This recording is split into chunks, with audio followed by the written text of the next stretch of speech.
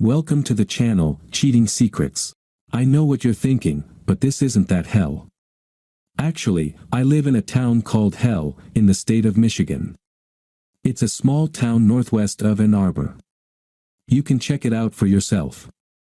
I'm an electrical engineer and I work at the university. The physics professors come up with all sorts of incredible ideas, and I bring them to life.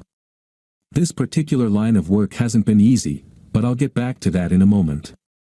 Oh, and by the way, my name is Richard, and my wife's name is Karen. Well, she was my wife until recently, but not anymore. Let's leave that as it is for now. This particular project I just finished was not only an adventure, but also my job. One of the oddballs in the physics department, yes, they know I call them that, came up with this ridiculous idea. He wanted to measure low-frequency oscillations of the sun. Why? I have no idea. He wants it done. I make it happen, and in the evening, I come home, work in the garden, and have fun with my wife. But here's the thing. The frequency of these oscillations is so low that you need weeks of continuous measurements. Sure, you can collect data for 12 hours on a good day, but you can't observe the sun steadily and without interruption for several weeks, right? Or can you? Actually, you can, because you can go to the South Pole, where the sun never sets. And that was my adventure. Have you ever heard the expression, when hell freezes over? Of course you have. I've heard it 1,000 times, after all, I live in hell, remember? And let me tell you, it gets damn cold here in winter. Our hell freezes over for several months. So there I was, heading to the South Pole, where it's always summer and the sun never stops shining. But here's the twist, while it's summer there, it's winter back in hell. Funny thing is, summer at the South Pole is even colder than winter in our hell. When the time came, I left my warm bed, my warm wife, and set off on my journey to the South Pole. First, you fly to Hawaii and spend a day under the tropical sun. Then you fly to New Zealand, where the National Science Foundation organizes flights to Antarctica. I spent a week learning how not to die at the South Pole. With each lecture, the place seemed more and more appealing. Actually, no, it didn't. Eventually, when the weather finally cleared up, I boarded transport to McMurdo Station, and from there, we flew to the pole. I was going to live at the pole for 3 weeks, in a real miniature town. Half of us, including me, slept in wall-enclosed tents. I lived in a tent at the freaking South Pole. Taking advantage of the endless daylight, I tried to assemble that damn telescope as fast as I could. The drive mechanism required precise calibration to track the sun from that latitude, and I also had to set up the data transmission system. In a temperate climate, this wouldn't have been too difficult, but at the pole, everything takes 3 times longer. Don't get me wrong, this is a story I'll be able to tell for the rest of my life. Still, a warm wife was waiting for me back home, and I had a lot of catching up to do. We had email access, and I regularly received messages from Karen.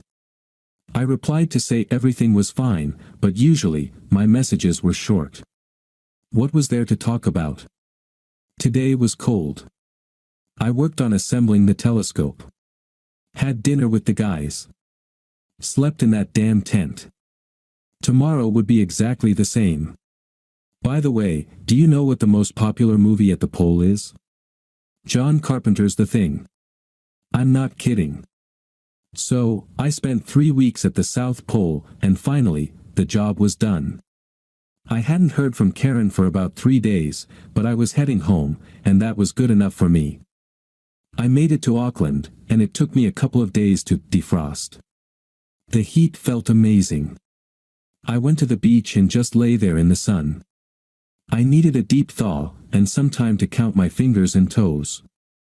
When your toes go numb at the pole, you start to worry they might have just fallen off. I still hadn't heard anything from Karen, and I was starting to get concerned. After 3 days of sunbathing under the New Zealand sun, I headed home. I contacted the department and asked them to call my wife. She needed to know when I'd be back. But they never called me back. During the flights, I passed the time just catching up on sleep. On the way home, Hawaii was just a layover. I couldn't wait to finally get home, kiss my wife, and crash into my own bed. Which brings me to my return to hell. I got off the plane in Detroit and slowly made my way to baggage claim. I was hoping to see Karen as I passed through security, but she wasn't there. To say I was disappointed would be an understatement. In the weeks before my departure, I had been incredibly busy, and she seemed somewhat distracted. I had hoped that 5 weeks apart would help us refocus on what really mattered to us. And then I saw Gail. She and her husband, Jack, were our best friends, more like family, really. It wasn't unusual for Karen and me to be sitting in the living room or out on the back porch when Gail and Jack would walk right in and say, "Knock knock." Close friends don't wait for an invitation to come in. Seeing Gail made me feel both happy and uneasy. I hugged her, kissed her on the cheek, and asked, "Where's Karen? I haven't heard from her in a week." She looked a little nervous, as if she were searching for the right words. Then she smiled and said, she couldn't make it. I came instead. She placed her hands gently over mine. "I'm so glad to see you. And glad you made it back safe and sound." Yeah, it was definitely an adventure, but not the kind you look forward to. It was more boring than thrilling. And it was damn cold. Really, really cold. Gail giggled at that remark. "I'm glad you've kept your sense of humor." She looked into my eyes, what felt like a little too long, as if she was trying to say something more. "Let's grab your bags." So we did, and then we sat down for a cup of coffee before heading to the car. "So, what did I miss?" Gail just looked at me. She didn't blink, didn't look away, and didn't try to dodge the question. There was sadness in her eyes. "Dick, I don't know how to tell you this. The apple trees you planted behind the garage, they didn't make it. They're gone." "What do you mean, they're gone? How can apple trees just disappear? What happened?" "There was a fire. They burned." "They burned?" "Yeah, they burned. Even though the branches were covered in snow, the fire was too strong." "What do you mean, fire? And how could a fire even start behind the garage?" "The fire didn't start behind the garage. The garage itself caught fire, and then the flames spread to the apple trees. They all burned down. The garage caught fire. How bad is it?" "It's gone." "Oh God. And, your Mustang was in the garage at the time." "My Mustang? Is it okay?" "I'm afraid it's beyond repair. The garage roof collapsed on top of it, and then the fire consumed the whole car. Damn it. My apple trees, my car, and my garage, destroyed." "I'm afraid that's not all. When the fire trucks arrived to put out the blaze, they drove over your front lawn and completely destroyed the flower garden you've been cultivating for the past few years." "The flower garden's gone too. How did the fire even reach the garage?" "The fire spread to the garage from the house." "The house caught fire too?" "Yes. It burned to the ground." "My house burned down." "Well, it wasn't exactly a fire, it was more of an explosion." "What? My house exploded?" "Yes. When the house exploded, everything that remained burned up pretty quickly. Looking back now, I think the garage probably caught fire because of the explosion." "But why did the house explode?" "There was a gas leak, and a single spark was enough." "A gas leak? But what caused it? Was Karen doing something around the house?" "Not so much around the house, as in the house. Specifically, she was working in the bedroom when it happened." I just sat there, staring at Gail, afraid to ask the next question. She was trembling all over. I took her hand to try and calm her, and waited for her to speak. When she finally continued, her voice was calm and steady. "While you were gone, Jack was helping Karen around the house. It seemed like she always had something that needed doing, something she needed help with. First, it was a problem with the boiler, then the drain got clogged. Then the faucet started leaking, and the walkway needed to be cleared. And on that day, she needed to bring down some boxes from the attic. She needed help, and Jack kept coming over to give her a hand. Sometimes I went over too, but that day I had to go to the office. I finished early and headed to your place. Shortly after that, the explosion happened. You must have narrowly escaped with your life. How did the three of you manage to get out in time? I was never in any danger. It takes time for gas to build up. What did she mean by that? It takes time. We sat in silence for a few minutes while I processed the fact that I hadn't heard a word from Karen in over a week. Now I was really starting to worry. Karen and Jack were in the house. Oh yes, you're right, they were in the house. I saw a flash of anger cross Gail's face, and I realized she was mentally reliving that day. I walked in right away, like we always do. I didn't bother ringing the bell. And I heard them as soon as I got inside. I went upstairs to your bedroom, and I saw them there. My husband and your wife, having sex like animals. He was working that tongue of his, and she was egging him on. Karen and Jack were cheating on us. I can't believe it. Oh, believe me. About a minute in, while I was just standing there watching them, I remembered I had my cell phone with me. I recorded them. I have a video. Gail pulled out her phone, and I saw my best friend having sex with my wife. I couldn't believe it, but there it was. They were saying disgusting things about both of us. Jack called you a brainless cuck, and she called you a dumb asshole. They were laughing the whole time they were doing it. She paused for a moment. I could see her pain, and I knew the story she was telling me was true.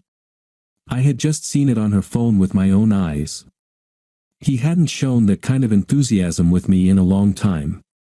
Then Jack started calling me a lazy log, which made Karen laugh even harder. I think her laughter hurt just as much as what Jack said about me. I was overwhelmed by rage and pain. I never would have believed she could betray me like that. And I never even suspected he thought of me that way. Gail was in pain, and I was simply in shock. Karen's betrayal was unfolding right before my eyes as I watched the video on Gail's phone. The betrayal of her husband with her best friend was unbearable. Gail was on the verge of breaking down, and my own emotions were stretched to the limit. It's like we were trash to them. They didn't even notice I was there. I turned and walked back to the front door. On my way through the kitchen, I thought about that fancy gas stove Karen was so proud of. I turned on all 5 burners and then poured water over them. The flames went out, but the gas kept flowing. I stared at Gail in disbelief. Had she just confessed to killing my wife and her husband?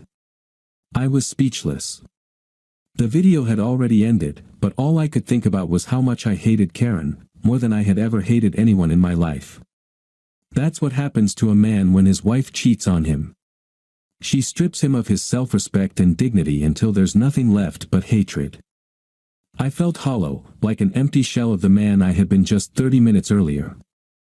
I sat there, leaning back in the chair with my head down, thinking about how my entire life had changed in just a few minutes. Nothing would ever be the same again. Everything I had was gone. Gail took my hand. Let's go to my place. I'll make dinner, feed you, and in the morning, you'll feel better. As we walked out of the terminal and headed to her car, she took my hand in one of hers and pulled my arm close with the other. Tomorrow morning, you can turn me into the police for what I've done. I won't blame you. Just promise me one thing. What? Promise me that tonight you'll sleep in my bed.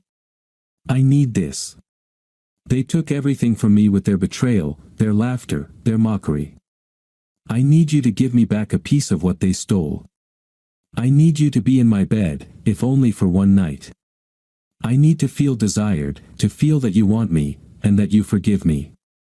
We walked a few more steps, and then she turned to me again. She looked at me with a sad smile and said, I'm not a log. She was on the verge of tears. "Gail, you are the sweetest woman I've ever known, and one of the sexiest." Karen and Jack were cruel liars. Their opinions mean nothing.